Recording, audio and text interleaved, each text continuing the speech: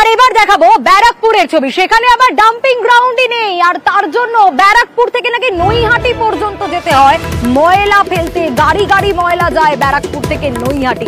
পুরসভার পাশে ফেলা হচ্ছে ময়লা। দেখুন ছবিটা আপনাদের দেখাচ্ছি, ঠিক কি পরিস্থিতি। এই পরিস্থিতিতে যে কোনো মানুষ, সুস্থ মানুষ অসুস্থ হয়ে যাবে। পুরসভার পাশে কিভাবে ফেলা হচ্ছে, সব থেকে বেশি ভুক্তভোগী কারা? স্থানীয়রা। তাই আগে শোনাই স্থানীয়রা কি বলছে। যে ময়লাটা গন্ধ আছে, তার অসুবিধা হচ্ছে না, তা নিয়ে কিছু হচ্ছে না। আমরা ঘর বলছে এখান থেকে তুলে দাও, ঘর তুলে দাও, এটা নিয়ে আমরা ঘর খুঁজছি, পাচ্ছি না ঘর, এইভাবে পড়ে থাকে। হ্যাঁ, ওর উপরে সাপ বিচ্ছু সবই ওঠে, এইভাবে থাকে। কি জীবন আছে, এই জীবন আছে। কতদিন ধরে এখানে? অনেক দিন। মানে আপনারা পৌরসভাকে বলেছিলেন এখানে ময়লা ফেলতে না? হ্যাঁ, কতদিন বলে জায়গা কত, কোনো লাভ হয়নি। অরুণ রয়েছেন আমাদের সঙ্গে। অরুণ, একটা বিষয় তো স্বাভাবিকভাবেই প্রশ্ন উঠছে যে এই ছবিটা তো বলছেই যেটা 1-2 দিনের সমস্যা নয়, কতদিনের সমস্যা? ডাম্পিং গ্রাউন্ড এতদিন ধরে কেন নেই? কি বলছে প্রশাসন? কবে সুরাহা পাবে স্থানীয় বাসিন্দারা?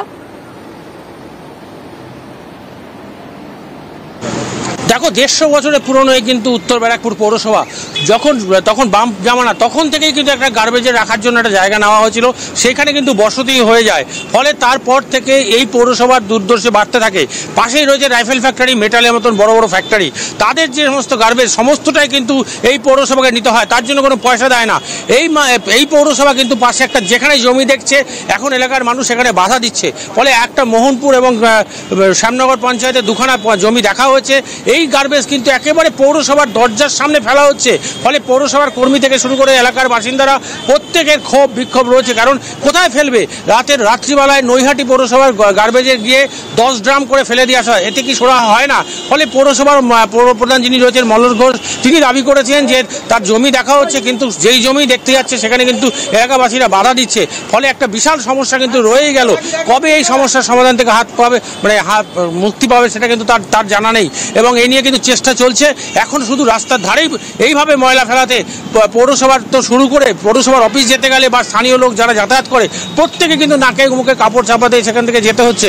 এই সমস্যার সমাধান কবে হবে সেটা এখন শুধু দেখার অপেক্ষায়। একেবারেই অরুণ, এবং দ্রুত সমস্যার সমাধানের আশ্বাসও দেওয়া হয়েছে পুরসভার তরফ থেকে। তদানীন্তন পৌর বোর্ড যদি ভবিষ্যতের প্রজন্মের কথা চিন্তা করে ওখানে বেশি না 20 বিঘা জমি রেখে দিত, তাহলে আজকে আমাদের এই সমস্যায় পড়তে হতো না। তবে আমাদের সরকার চেষ্টা করছে, আমরা গভর্নমেন্টের ডিএম এর নেতৃত্বাধীন যে ল্যান্ড পারচেস কমিটি আছে সেই কমিটির অ্যাপ্রুভাল নিয়ে আমরা অলরেডি মোহনপুরে একটা এবং কাউগাছি 2 পঞ্চায়েতে 2 জায়গায় 2 জমি আমরা দেখেছি।